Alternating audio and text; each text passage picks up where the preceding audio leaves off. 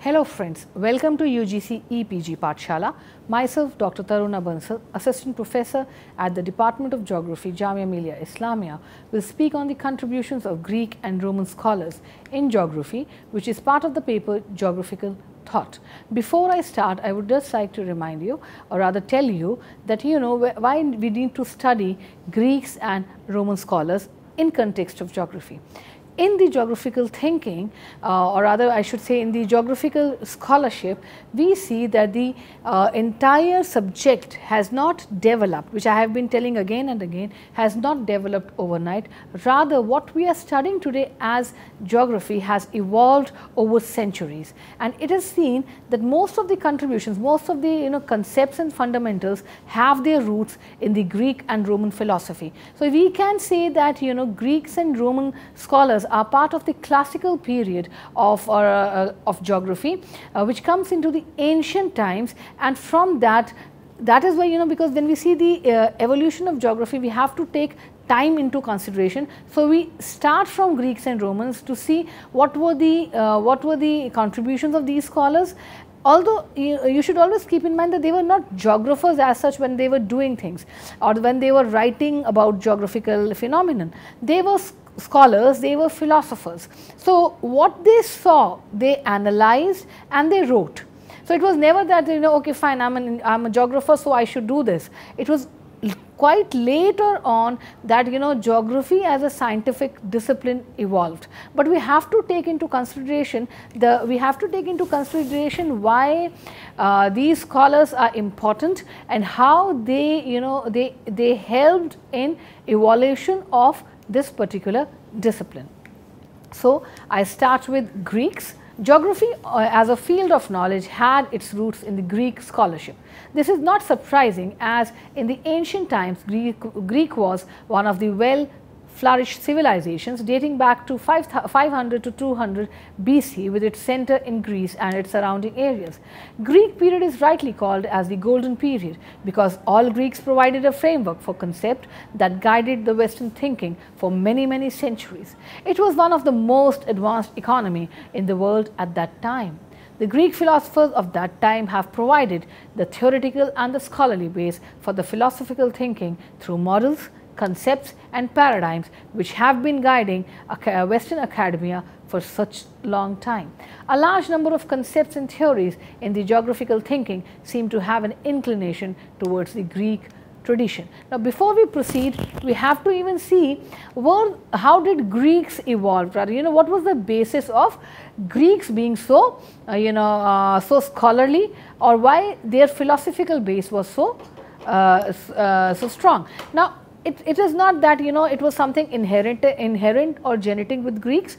They also borrowed number of concepts from different civilizations which was there in the adjacent areas of Greece. So I've taken this, I don't know if it's there in any number of books, but I've taken this reference from All Possible Worlds, written by James and Martin in 1981. According to them, the roots of the ancient Greek scholarship are found in the observations, measurements and generalizations of scholars in Egypt, which is known as the cradle of science. The Egyptians had developed ways of measuring land in order to collect taxes, which led to the identification of the north-south line. So in order to collect taxes, they identified the boundaries of the land, which resulted in some type of mapping, and from that was one concept which Greeks borrowed from the Egyptian, and later we see number of Greek scholars have produced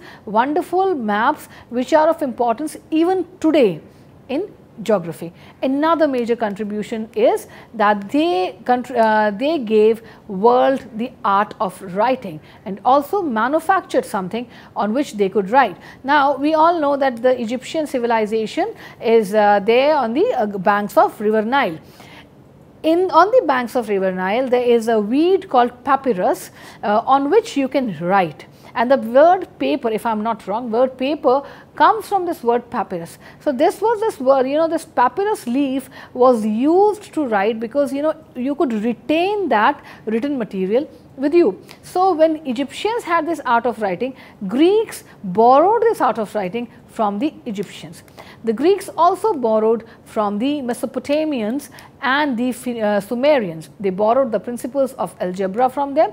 The sexagesimal system, which was also taken, which believed that there are 360 days in a year.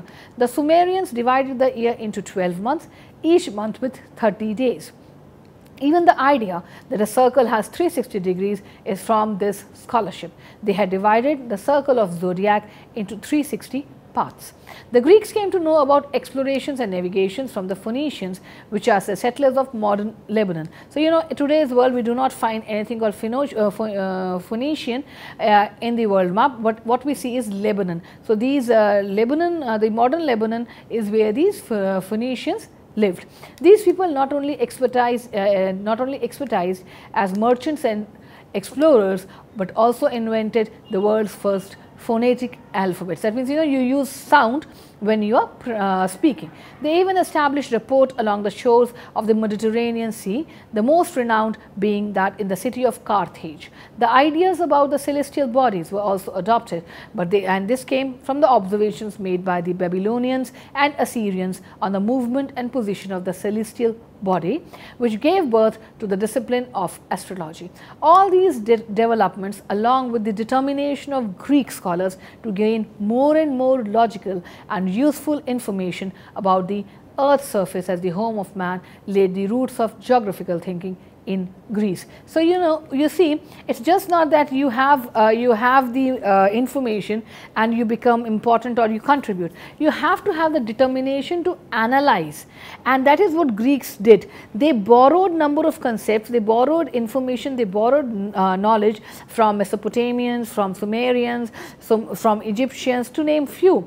But it was their own determination, that because they wanted to analyze earth, not just as earth, but earth as the home of man. So, if we go back, you know, if we just think earth as the home of man, it initiates the entire debate of man-environment relationship, which is one of the bases of geographical thinking. And although a number of views have been there that, you know, this relationship should not be studied or should not be studied in the manner determinist study or the manner in which possibilist study, but we see, if we do not think of these debates, the man-environment relationship is something around which the entire geographical thinking centers around and revolves around. In the next section, I will be discussing each of the Greek philosophers and how they contributed to the geographical scholarship.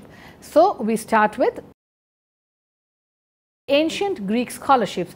Two traditions of geographical studies are found, namely the mathematical tradition and the literary tradition. It is a common belief that Homer is regarded as the father of geography. This is because he introduced the literary tradition through his monumental work Odyssey.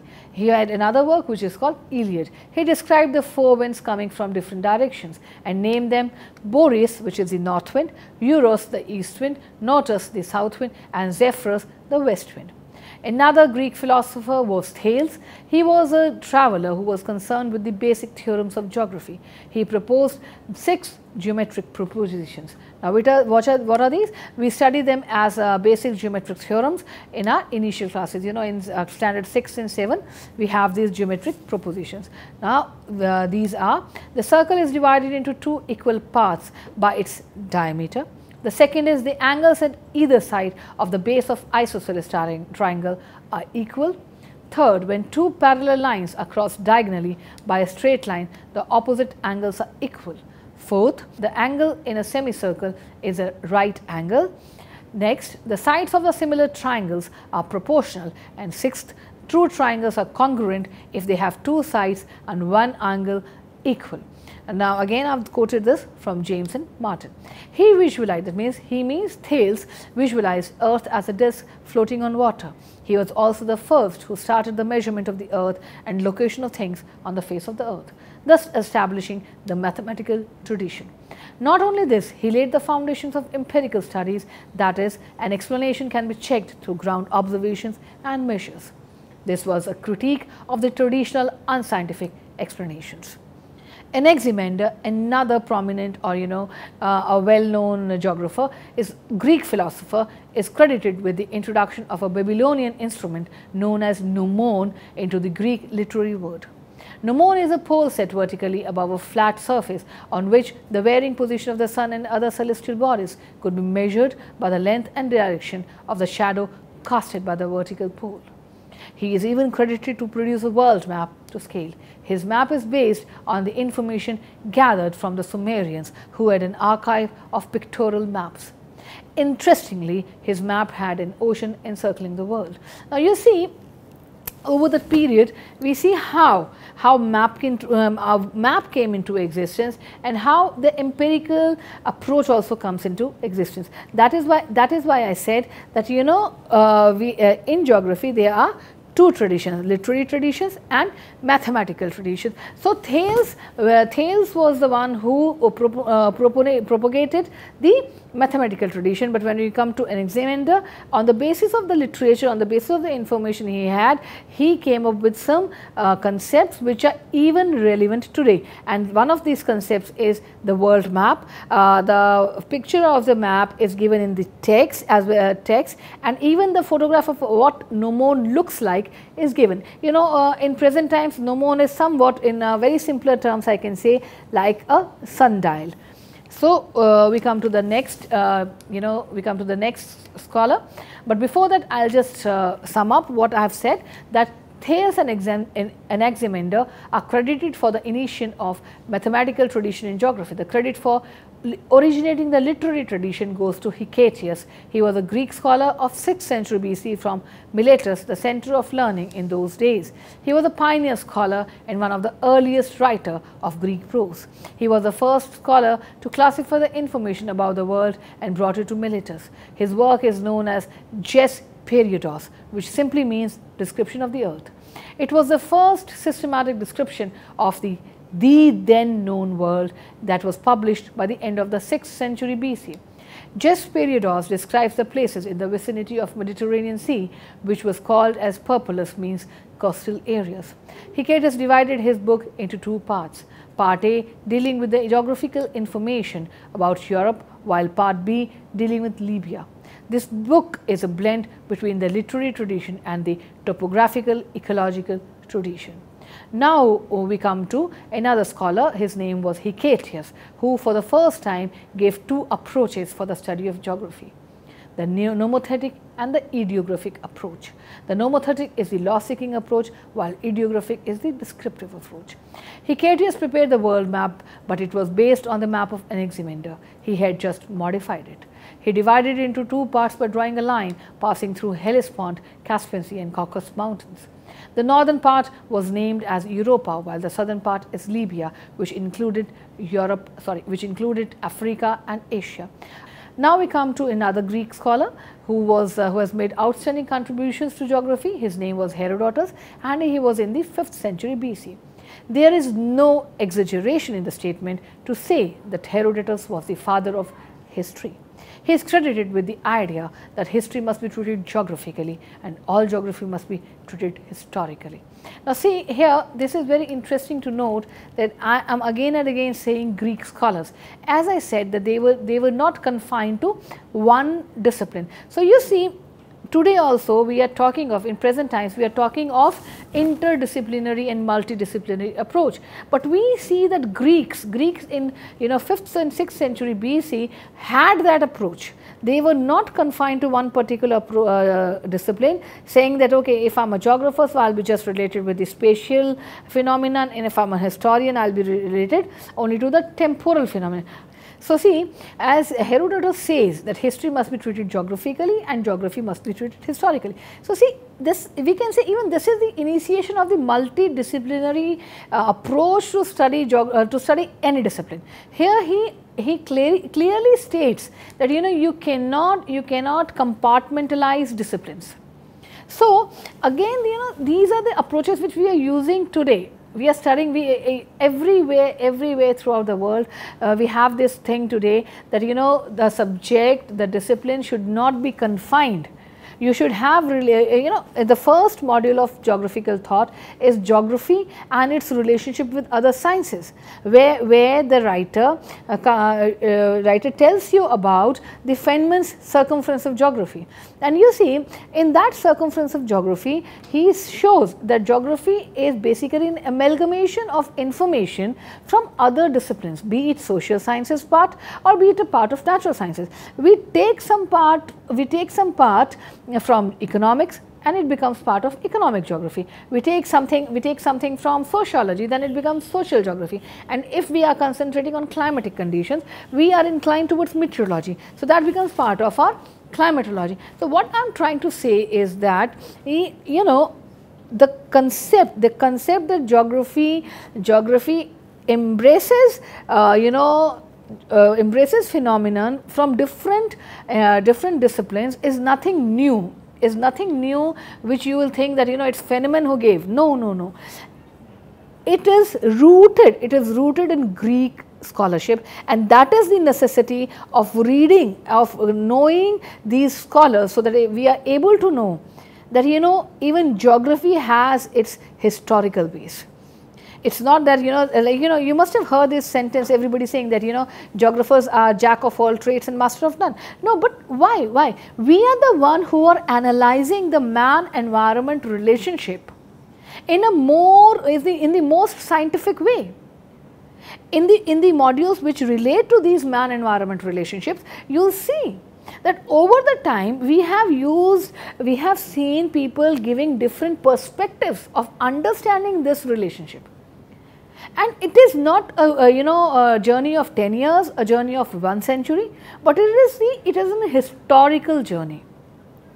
It's a historical journey which brings geography to what it is today. So, you have to keep in mind that when you are studying any discipline, the philosophical roots needs to be understood. To understand, it's simply like, when we see our own personality, we always relate it to our childhood.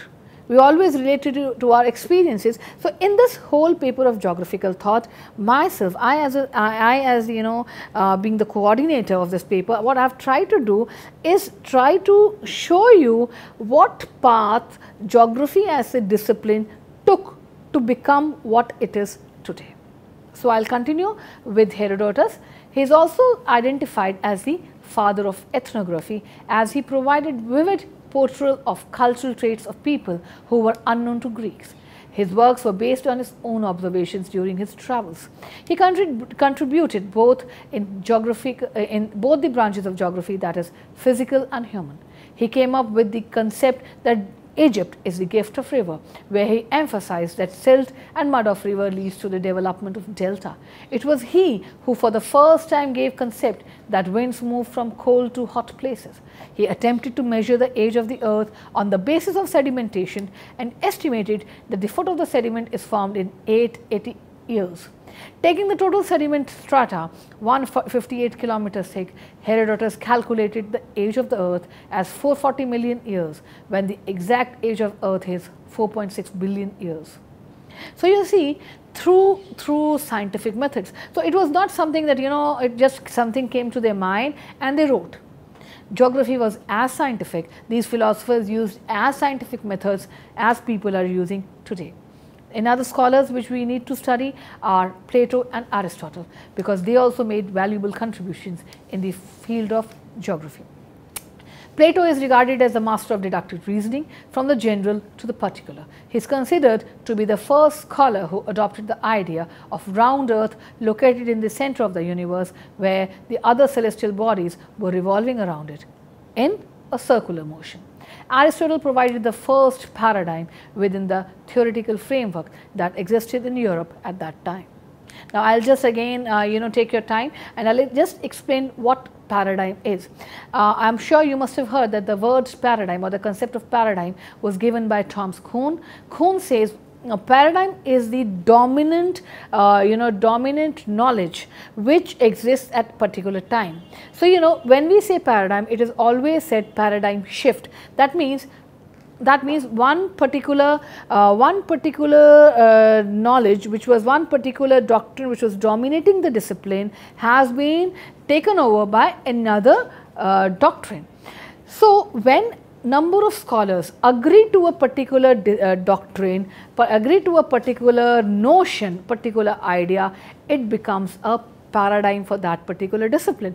And once this is shifted, once this is taken over by another idea, the paradigm shift occurs, and the concept of paradigm is given by Aristotle within the theoretical framework that existed in Europe at that time. He emphasized that the observations which were made through the senses does not provide explanations, especially the scientific ones. He formulated laws of fundamental principles of scientific explanation, which became a guiding force for the scholars in future centuries. He agreed that with Plato that the earth is spherical in shape, and went a step further by seeking an explanation for the spherical shape. He contributed to the branch of human geography when he put forward the concept of variations in habitability of the surface of the earth on the basis of latitudinal position. He opined that the regions nearer to the equator were uninhabitable and named it as torrid zones. Similarly, there were parts of the earth which were away from equator and were permanently frozen. These were also uninhabitable. He terms them as frigid zone. The zone between the torrid and frigid zone was called temperate zone, and this was the way population existed. So, you know, there is also the term called ecumene, which says the habitable world. Now, Eratosthenes, he has been called father of geography. He is the one who coined the term geography, deriving from two words, ge meaning earth and graphy means to describe. He is credited to provide the definition of geography as the study of earth as the home of man. His outstanding contribution is that he provided the measurement of the earth's circumference. He had used Thales' theorem: when two parallel lines are crossed diagonally by a straight line, the opposite angles are equal, while measuring the earth's circumference. His remarkable contribution was his text Geographica. He delineated the world into 5 climatic zones, 2 temperate zones, 2 frigid zones and a torrid zone. He also measured latitudes and longitudes, and it is this reason that he is also considered as the father of geodesy. As I said, I have given the figures, figure 3 and 4 as the contributions which were given by Eratosthenes. Now we come to Hippocrates. Hippocrates in his book on airs, waters and places explained the man-nature relationship in the context of climatic conditions. Another scholar is Hipparchus. He established the concept of locating exact position of each place on the surface of the earth. On the basis of the Assyrian arithmetic, he divided the circle into 360 degrees. He made an attempt of showing the 3-dimensional earth on the flat surface, which today we call as projections. He gave stereographic and orthographic projections, and even pointed out that these projections have their limitations because they will not represent the entire earth but only one hemisphere. So, see, they knew their limitations. So, he flourished the mathematical tradition. Another important contribution is invention of astrolabe. Now, this astrolabe is again similar to Anaximander's gnomon, but it was easier to handle, and it provided accurate measurement of latitude at sea by observing the pole star's angle. Now, we have to mention Posidonius. He calculated the earth's circumference and came to a figure which was much smaller than that of Eratosthenes. Now, when we talk of, there's a bit controversy. In some of the books you will see Strabo being written as Roman geographers, and in some you will see Greek, but actually Strabo was a Greek scholar. So, what I have done, that's why I have taken both Greek and Roman together, but actually Strabo was a Greek scholar. He was highly influenced by the historical topographical tradition of former Greek scholars, especially Homer, Hecataeus and Aristotle. He was in the acceptance of Aristotle's zone of habitable worlds, but his biggest contribution is his monumental work Geographia in 17 volumes, a compilation of writings of his predecessors. There are 17 volumes, where 8 are on Europe, 6 on Asia and 1 on Africa, and the first 2 books were devoted to the historical review of the development of geography from the times of Homer. Among Romans, the major contribution is that of Ptolemy, and we cannot overlook him. He revived the mathematical traditions of Thales, which was long forgotten. For him, geography was the science of the art of map making. He borrowed this concept from the works of earliest Greeks, especially Posidonius, Hipparchus and Aristotle, and his teacher Marinus de Tyre. He came up with his monumental work called the Almagest, which became a reference, a standard reference for the study of movement of celestial bodies. He accepted Aristotle's view that Earth is spherical in shape, centered in the universe, and remains stationary, while the other celestial bodies revolve around it in a circular motion. His another contribution is in the field of map making. He improved and provided modified maps by adopting a projection in which he used graticule of meridians of longitudes and parallels of latitudes. This is again shown in figure 5, which shows the world map as drawn by Ptolemy. Now, after the completion of the Almagest, he started writing Guide to Geography, which was in 8 volumes. The first volume discusses map projections. The volumes 2 to 7 provides table of latitudes and longitudes, so that every place can be given a precise location in mathematical terms. If we need to conclude, we can say that all these geographers, maybe without knowing or by knowing, have contributed a lot to different fields within geography. See, they have contributed to physical geography, they have contributed to human geography when they are talking of man-nature relationship, they have contributed to cartography. Some scholars are even talking of medical geography, some are even talking of biogeography. So, there are a number of fields they have been working, and we have to take them into consideration to understand the path of geography as a discipline.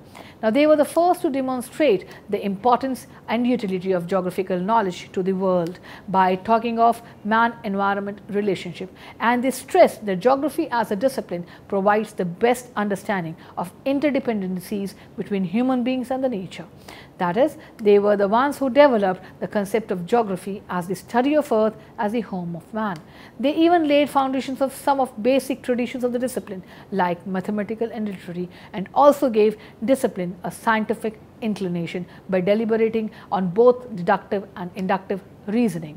Apart from that, what is more important to study is that this period can be said one of the golden periods even in context of geography, because they laid foundation for number of paradigms. And as James and Martin write in their book that after the death of Ptolemy, there was a vacuum. There was something called a vacuum, because vacuum was created because for number of centuries there was the geographic horizons which have been widened were basically closed, and it was like it took really long time before again an effort was made to describe earth as the home of man. So, we see that what we are studying today surely and very clearly has its base, has its roots in the Greek scholarships, and they have really contributed a lot to the discipline of geography. Thank you.